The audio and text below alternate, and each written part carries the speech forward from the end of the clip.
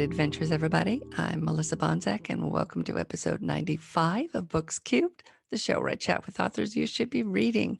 It is Thursday, April 1st, 2021, and this time I'm chatting with legal thriller author Piper Punches. Let's get right to it, and I'll see you after. Okay, I want to welcome Piper Punches today, and I am going to read just a little bit of her bio, and I'm sure I talked about her in the opening. I never record them at the same time, so I don't know what I'm going to say. So let me read a little bit from her bio so you know who she is. I got to slide it over, though, because I can't see it. And maybe I can't even get it to work. Okay. Piper Punches is compelled to test the limits when it comes to subject matter in her books. Writing human interest fiction, she hopes her books and other writings will inspire writers to create change where there is injustice. She is the author of Waiting Room, Money Girl, and 60 Days. And we are talking about Murder Lawyer today. And let's see, when she is not writing, she's a wife, a mother, a pet owner, and a yoga pants enthusiast. And so am I. Welcome, Piper. Thank you. I have on joggers today. I do too. I love, there's a On. I think it's like a Swedish firm or something. They make really lightweight running pants. So when you bend your knee, the fabric moves apart and there's a mesh underneath. And so, interesting. Yeah, and they're absolutely wonderful. And I wear them. I have 2 pair, and I wear them most. It's like what I wear all the time. We went to the grocery store the other day, and I said to my husband, I'm dressed for Walmart. He said, yes, you are. But he said, that's okay. It's a pandemic on. Go ahead. Yeah, I don't want to diss any Walmart people or anything like that. But yeah, when you have a business like Walmart and people actually say, oh, I can wear this because I'm going to Walmart, kind of got to maybe rethink your business model. Yeah. Or maybe not. It works for them. They're everywhere. But yeah, there's definitely a different outfit for Walmart shopping and Target shopping. You know, there is. There really is. I don't think I would wear my these running pants to Target. and I hate to disparage Walmart, but yeah, I'm not a Walmart fan only because there's something about the lighting. When I get a headache when I go in there, so I just feel happier at Target. And yeah, I like the red. Red's a favorite color. So, and the shopping carts are really easy to push. They are, and they're really deep. Yes, you can buy a lot. Fill them up. Okay, well let's dive right into the book that I'm reading currently, which is Murder Lawyer. Now, this started out as a serial, right? This started out as an episodic sort of read. What I had intended to do, I always meant for it to be a novel. Like from the get-go, I knew I was going to put everything together. So I knew that like when I was putting it out, people had to read it in order or they'd get lost because there's a continuing story arc throughout it. But each episode, because I think of them as television shows, I really think of like, if you're like a Law and Order fan, where you have one central story that takes place in that 45 minutes, but then you have these characters that you grow to know and love that continue on throughout the series. That's how I thought of the Murder Lawyer. And so, and the Murder Lawyer is Luna Goldwyn. And I just wanted to write shorter snippets that people could read, like when they're picking their kid up from school and they're sitting in the school bus line, or the pickup line, whatever you call it. My kids don't ride a school bus; they're this pickup line. Or like taking a bath. They were meant to be, really quick, easy reads and compelling, and to get people to really think about justice in a different way. But yes, so originally they were all published up until episode, I always call them episodes, even though they're parts, up until episode, I think it was 7 or 8, they were all published on like Amazon and Barnes and Noble as individuals. And then once I got ready to put them all together, I pulled all that. And so now they're really it's just one novel. It's a complete serial novel, kind of like The Green Mile. And I actually went to, because I have the individual copies of The Green Mile. I don't have the full book, but when I was putting this one together, I actually did kind of go through and look at how he set it up, and everything was it's all the same. He just stuck it into one file and made one big book. And so I kind of did use him as a little bit of inspiration there. Now, this is about a lawyer. Yes. And you're not a lawyer, right? I'm not a lawyer. I always wanted to be a lawyer. I always wanted to be a writer, a lawyer, or an FBI agent. So, but I decided being a writer, there's less student loans you have to take out. There's less chance of me getting shot. Less chance of me getting fired because I'd probably be like a rogue FBI agent. And so, yeah, and there's liberties you can take. So if people read any of if people go to read The Murder Lawyer and they're expecting like a courtroom procedural, you're not going to get that. That's not what this is. And I tried to be as accurate with some of the things as I could based on Missouri law, because that's where this book takes place, is in Missouri, in the St. Louis area. But yeah, it's fiction. That's what I always want to tell people. It's fiction. I'm not a lawyer. Just read it to be entertained. And if you're a lawyer and you're reading it, I just know I didn't go to law school. Did you go sit in any courtrooms to watch any procedures? Well, so the interesting thing is I used to be a legal advocate for women and children who were in domestic violence relationships. So yes, I've been in many, many courtrooms. And I got that feeling reading it, that you had been at least one. Yes. I sat in many courtrooms, spent many days in there working with women and children who were, mostly women who were trying to get orders of protection against their abusers, women who even sometimes, I've worked with women who were even incarcerated for crimes against their abusers. So that was all in my 20s. And a lot of that experience from my 20s is not only in this book, but it's in all of my writing. It's like really just influenced everything that I write about, because I think it's really important that people know both sides of the story of everything that happens in people's lives. And we judge so quickly and we don't always know what's really going on behind the scenes. Did you want to read some from it? Yeah, I picked up. I didn't want to go like way into it. I didn't know. So one of what I picked here is one of the unique things about this book is because it's written in an episodic way. Up until, and I don't know how far you've gotten in it, but up until I believe about part 7, part 8, each part deals with a different case. And it deals with a different aspect of the legal system. So like one might deal with sentencing. One might deal with closing arguments. We don't go through an entire trial in each episode because it's not possible to, or in each part, because it's not possible to do that. This book would be 2,000, 3,000, 1,000,000 words long. Yeah. That's my new word, 1,000,000.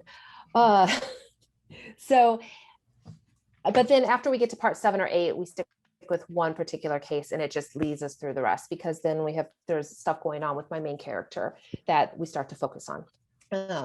So each one of these parts deals with a different case, a different situation. And so I thought I would read, I wrote about in Sam the Chandelier Man, that's part 2. I have a really interesting story actually to tell about that one if you have time before I read. Is that okay? Yeah, go ahead. Yeah. That's fine. Okay. Yeah. So Sam the Chandelier Man, this story came about 2017. My family and I were in Toronto and we were driving through, it's the Queens. Oh, I wish I had the notes. Anyone listening who's from Toronto, if I get this wrong, I am sorry, but it was like Scarborough Street in the Queens something neighborhood. And we were driving through there because is it Queens Park? No, it's I used to spend a lot of time in Toronto, but it's been a lot of years. So I wonder if I can, let's see how fast, I probably can't get there fast enough. I just wrote about it back around the Super Bowl, because the point of the story was we were driving in this, I'm looking, I don't know if I'm on video or not, but I'm looking for my Facebook post that talked about it. We went to Toronto and we were driving through the neighborhood where The Weeknd grew up. My daughter was a huge fan of The Weeknd. And when we were driving through this neighborhood, man, I post a lot on Facebook here, which is good for marketing, but bad for when you're trying to find something really, really fast. Anyway, I don't know. We'll find it later. That's okay. Yeah. We were driving through this neighborhood and I saw this shop called Sam the Chandelier Man. And I was just like, oh my God, that would be such a great story. Like, and Sam the Chandelier Man it's a light shop is what it is. And I was like, someday I'm going to write a story about that. And so then I started writing The Murder Lawyer. And I was like, oh, I'm going to write a story about a Vietnamese shop owner who owns his business is called Sam the Chandelier Man. And he's being accused of murdering a teenage boy who has been coming into his shop and taunting him, throwing racial slurs at him. And I was like, and just to show people that, just to create this story that's very well-rounded. It's not just about, I want to give a backstory. So anyway, I was like, oh, I'm going to use that story. So I wrote Sam the Chandelier Man. I put it up on Facebook, like some information about it. I put a picture of the inspiration behind it. And I got a message from the shop, the actual Sam the Chandelier Man, that shop owner's daughter, who said, my dad has a shop like this in Toronto. And I'm like, oh my gosh, that is the inspiration behind the title of this book. Yeah. And so, and yeah, and so she told me he's Muslim and that he would have gotten a kick out of it. And I chose mine to be a Vietnamese shop owner. And I remember when I was writing this book and I gave it to my editor, she has suggested actually that because of such of the hate speech that this boy was giving Sam, the Chandelier Man, she was like, maybe you should do like an Arab shop owner because that seemed more timely instead of Vietnam. Like, haven't we moved past that? Haven't we moved past Asian hate? And remember, this was when she told me this in 2019, probably is when she finally got her hands on it. Because I didn't give her it. I posted it before I had it edited. And I was like, no, I really, and I didn't even know the shop owner in Toronto at that time was Muslim or whatever when I wrote this. And I was like, no, I just really like it to be what I have it. Because I feel like we overlook that Vietnam era, because this guy came from Vietnam back after the war. And I said, I just feel like we overlooked that. And so, of course, Asian hate has not gone away as we see. It's escalated. Yeah. Yes. Yeah. So I thought I have two. So that's my backstory is all of that. I hope I articulated it well. Oh yeah. Yeah. Yeah. Sometimes I get a little excited. So I wanted to tell the story of somebody coming over from Vietnam and how that impacted their life, and then what happened to him here, in the 21st century. So I thought I would just read, it's very short, just the first chapter 10 here, which my chapters are really tiny in these books because this book's huge for me at least. It's like over 400 pages. So this is chapter 10. This is the first chapter in Sam the Chandelier Man. The yelling, at first distant and garbled, gets louder, clearer. He hears the sharp voices shouting his name. They tell him to get down, get on his knees, put his hands on his head. He remains still, breathing evenly. He fixes his gaze on the playground across the railroad tracks. It's where so long ago he took his children on Sunday mornings, long before all-inclusive playgrounds and safety regulations changed the landscape.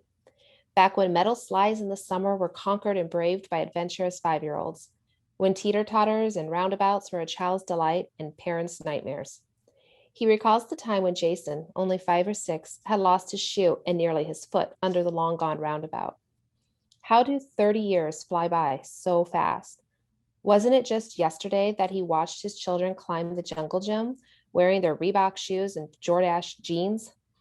He recalls the way pride and relief filled his chest, worked its way into his fingertips and his hair follicles.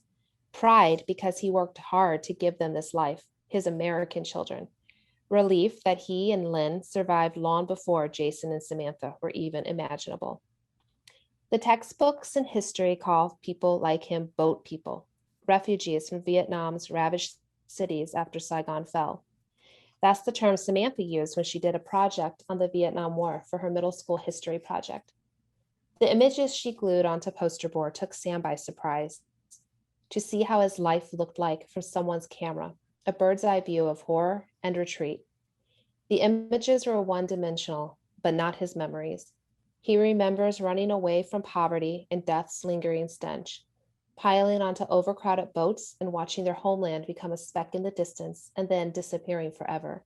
He recalls the pirates and the storms that threatened to capsize the boats every day as they floated toward refugee camps in Southeast Asia. He hates to remember those camps. Weeks spent living in conditions where food, water, and shelter were constantly fought and killed over. Once Sam and Lynn were on their way to America, he finally felt the weight of an uncertain destiny fall from his shoulders. Now, what has he done? His life since fleeing Vietnam has been one of reinvention and newfound joy. Owning a business, buying a home with indoor plumbing and electricity, and watching his children grow into successful people were his and Lynn's greatest achievements. Last month, he'd become a grandpa for the third time. This is the life he envisioned that kept him moving forward. It made him so much more than just another boat person with a sad, tragic past. The voices are on top of him now. He looks down at the gun lying next to his feet and raises his arms slowly, placing his palms on either side of the back of his head. What has he done? Ooh. And so I chose to read that one because one of the things I think is very important to know about The Murder Lawyer is that even though it is about the legal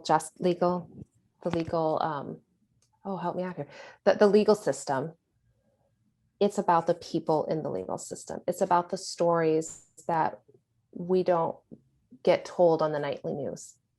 It's about is murder ever justified? Is murder ever have an excuse? And when I write books, when I say try to test people's limits, I just want them to, I'm not trying to change anyone's mind about anything, because the books that I love to read the most are the ones that challenge thoughts that I have held so close and so dear for so long, and then make me go, maybe what I've always thought was true isn't true. And so that's why I read that, because this is a story about people and their lives and the choices that they make and how that impacts them and the people around them. And those are the best books, the ones that when you're done reading and you set it down and you walk away and you're still thinking about these issues that were brought up inside the book. I want to talk about this other series that you have called the She series. Oh, yeah. I haven't done much with it, but yeah. What do you want to know about it? Tell everybody what it is to start. Okay, so the She series was I think it was 2016 is when I wrote the first. Time flies so fast. I don't even know what today is. I wrote a story, and it was just like a flash fiction kind of short story thing, and I never named the character. It was about a woman who she was just kind of tired of, I guess, bored with the life she had, or uncertain about the life she had, and kind of felt like she lost herself in all these roles and didn't know who she was anymore. And so she didn't necessarily want to leave her family or, leave that role, but she just wanted to explore other parts of herself. And when I finished writing that story, I realized I never named her. And I didn't name her because I felt like so many women can relate to that. And so then I wrote another story, and I actually had somebody else write one too, and where we never named the characters. We never named the main character. It's just she, because I wanted people to be able to read it and feel like it was them, or maybe if they related to it. So kind of like The Murder Lawyer, what I had planned was just to put all these little short stories together and flash fiction stories and create like a bigger project, but it kind of got pushed off to the side. So it's still on my blog, and you guys can still go and read it. And I'm really right now, if anyone's listening and they're a writer and their interest is piqued, they can always just send me an email, because I would love to add more stories to the She series. They don't have to be ones written by me. I'm totally cool getting submissions from other authors and seeing where that goes, because I think it's a really cool idea to Oh, I be do able too. to, yeah. And you're right. And looking at the stories that are on the blog there, it's all things that every single woman experiences, goes through, feels. Mhm. I think I really like that it's just she, that Yeah. they're not named. Yeah. I would love to go back and do that. And actually, I think she was kind of the beginning of where this next book is that I'm working on, is because my next book that I have coming out at the end of this year is called Lost Women. And it's a book about three women who are at different crossroads in their lives, with different ones, a crisis of faith. One is her husband, she just had to put him in a memory care facility because he has Alzheimer's. And the other is a woman who just, it's very hard for me to define Beth. This is my main character, Beth, because she's in her mid 40s and she's really the lost woman. She's the most lost out of all three of them. I think her crisis is a crisis of identity, of wondering what comes next in this next stage of her life, as her child is growing up, and just where she's supposed to go. And I think that every woman that reads this next book could relate to one of these characters in some way. Oh, almost definitely. Yeah. Yeah, You hit that point where when the children leave, if you don't have some kind of an identity of your own, it can be very, and I have a lot of friends who went through this when their children left home. I mean, if you don't have some kind of identity on your own, you don't know what the hell to do next. right, You kind of wake up and you're like, well, what am I supposed to do today? I don't have right. children to put on the bus, and I don't have lunches to make, and I don't have school projects to make sure that are there. And yeah, it's nothing against, being a parent. I mean, I was one for a long time, and Still it are. was my identity. Yeah, for a long time, and I still Right. am. Of course, they won't leave. No, um, but You're but always yeah, a but parent. yeah, and I understand that. If it wasn't for writing, I don't know what I would have outside of family. It's that, Right. because I'm not a hobby person. I Yes. don't. I mean, I do like puzzles, but I do them when I get stuck on story, and I'll go and do a puzzle, Oh, and then relaxes your mind. yeah, it relaxes my mind, and then all of a sudden in the middle of the puzzle, I'll realize what to do, and I run, and then the puzzle sits there on the table for weeks. Because it served its purpose. That was its purpose, was to get you going and writing again. Yeah, yeah, yeah. Yes. If you're fans of The Big Bang Theory, one of my favorite Yeah. episodes was Sheldon was stuck with some scientific thing, and so he wanted to know. He needed to do something mundane. And he's all, Penny, your work is mundane. Oh God, Thanks a lot. he's so So she condescending. shows up at work, and there he is bussing tables. Yeah. And then all of a sudden he drops everything, and the pattern that all the dishes and everything spilled shows him what he needs to do. And then he leaves the mess for her to clean up.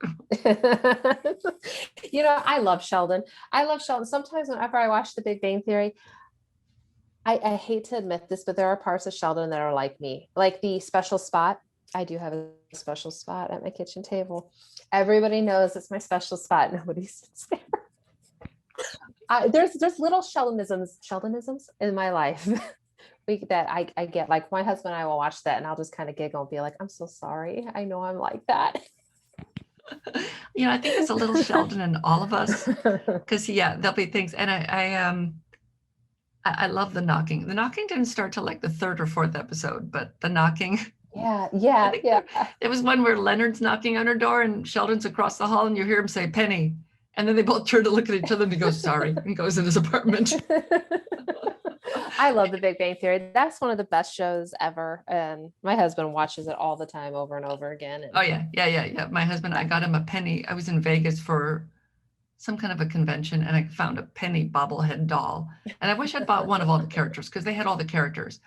And so I yeah. got that. And then he's got, his ringtone is knock, knock, knock, Penny, knock, knock, knock, Penny, knock, knock, knock, Penny. So I'll hear that throughout the house. Like, wait a minute, what is, okay. And then I've got a signed photo from the set. Oh, that I bought somewhere, but it doesn't have Raj in it. It has everybody but Raj. And I didn't oh, realize and till I that's got not it the home. I'm whole like, cast. Raj isn't it? Poor Raj. He got no love. Yeah. Oh, And I the love only it. He's thing funny. that I did not like about the series end, and Chuck Lorre, if you're listening, slap.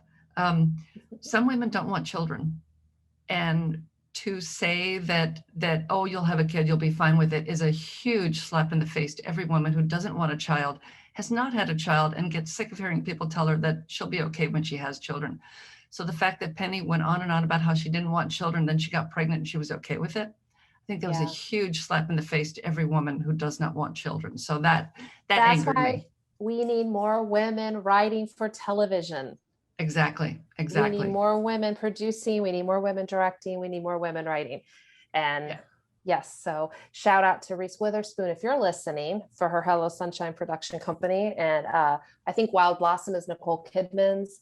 Um, Mm-hmm. so that, yeah, you And need Drew more women. Barrymore and Yes, all Drew the other Barrymore. women. Yeah, I love Drew Barrymore. She just came out with a line of kitchen appliances that look like they're from the 50s. Oh, I saw that, the retro line. I mean, look, Drew Barrymore is so retro just to begin with. So I think that fits her. Yeah, her coffee maker. If I made coffee, her 1950s coffee maker that's the avocado green, I Mhm. would so have that. I may have to get it for my daughter. Don't listen, Cody. Maybe for a wedding present. She's getting married soon. Oh, that's awesome. Yes, that'd be perfect. Yeah, Yeah. yeah. Yeah. And But now I know you have a horror story from, just like I do too. I mean, every writer has one about when you were 16. oh, it's just a lesson learned, a lesson that I always tell people. And I still feel like you have to tell adults this today because so I'm self-published. And that means, for anyone listening who just doesn't know, that means I do everything myself, basically. So I hire an editor, I hire the cover designer. Um, I put all my money into the project. I'm not getting an advance or anything like that. But then I get back all of my profits and things like that. Um, but there's vanity publishers, there's hybrid publishing models where you pay somebody to go and do this for you, but you're still not being published by like a traditional big five publisher. Um, so when I was 16, I have to share it someday. It's right here in this closet next to me. That I wrote a book that I then turned into a screenplay, and it was all inspired by The Firm, John Grisham, because that was really big back then. That book had just come out. And I mean, for a 16-year-old, it was fine. If I read it now, it's pretty much crap, but it was good for my age. And I sent the screenplay that I wrote out to a bunch of agents. And one agent came back with this list, and she said, "These are or he or she, I don't even remember what it was, what their name was. Um, these are all the places that we're going to shop it around to. I just need $500." And I told my mom and dad, and they were like, "That's a scam. Don't do that. No, no, no." And for all the things I like to say about my parents and complain about them, I just was like, "No, you're ruining my dream. I gotta be a screenwriter before I'm 20." Because I guess people have in their heads life ends after 29. I don't know. Um, and if you ask me, life begins, it's just like I'm 44 and life's just now beginning. So at least that like career part of my life. And so they paid half of that, even though they knew they were wasting their money, even though they knew they were throwing it away. Just they did it. I paid the other 250 and never heard from anybody again. And it was Yeah. going to be produced and it was going to be this big mega feature and la la la, and no. So my advice to anyone listening, whether you're 16 or 96, put money into yourself. Don't give it to somebody else. And if they really, really, really want your stuff, they pay you. You don't pay them. So you got one more book coming out at the end of this Yes. year. And what was Yes. the title again? Lost Women. Lost Women. So where can Yes. people find you so they can read your She series, which I highly recommend? And if you're a writer, take a look at them and send her a note. See if you can write a She Yeah. story also. You can find those on her website. I will have links to the website and to, are you wide or just on Amazon? No, I'm wide. I am with yeah, I'm wide with all of my ebooks. You can get my ebooks pretty much anywhere ebooks are sold. Paperbacks. So if you still love physical copies, like I know I like physical copies. The Murder Lawyer is available anywhere paperback books are sold. If you have a favorite, I'm gonna shout out to independent bookstores. If you have a favorite independent bookstore in your neighborhood and you want to read The Murder Lawyer, go to indiebound.org or bookshop.org and you'll find The Murder Lawyer, and you can pick like your independent bookstore that you want to get the love from that. Your Yes, website. I my can speak. website. Yes. We all do that. Okay, you want my website information? Yes, please. Okay, it's piperpunches.com. Everything is just really easy. Piperpunches.com. If you want to find me on the socials, is at piperpunches. I'm on Facebook, Instagram, Goodreads. Go put The Murder Lawyer has a lot of reviews on Goodreads right now, so if you want to go check it out. And then also Lost Women. I already have a little snippet up there, so if you just go click it, and you'll stay up to date as I put more stuff up when I do a cover reveal, when I actually put in the real release date. You can go ahead and put that on your TBR list on Goodreads. And I think it's a free I'm story for joining your mailing list, right? There is. If you join my mailing list, you'll get the first part of The Murder Lawyer for free. So that's part one. So yeah, join my list and you'll get that. And yeah, just go to piperpunches.com or find me online and shoot me an email. Email's piper@piperpunches.com. I make it easy. Thanks a lot for coming on today. And Thank you. everybody, I will have links in the show notes. You've got to check out her books, especially if you like legal thrillers. And yeah, The Murder Lawyer is really the only legal thriller. The rest are just if you like books about people, read my books. Most definitely. Thanks a lot today. Thank you. I will have all the links in the show notes. And if you'd like to comment on this week's show, just go down there and click on the word comment. It will take you over to our YouTube channel where I can find all of them together. And let me know what you're thinking. Do you have a book recommendation? Whatever. Just let me know. And if you want to subscribe, you know how to do it. So subscribe. And I'll see you next time. Go read a good book.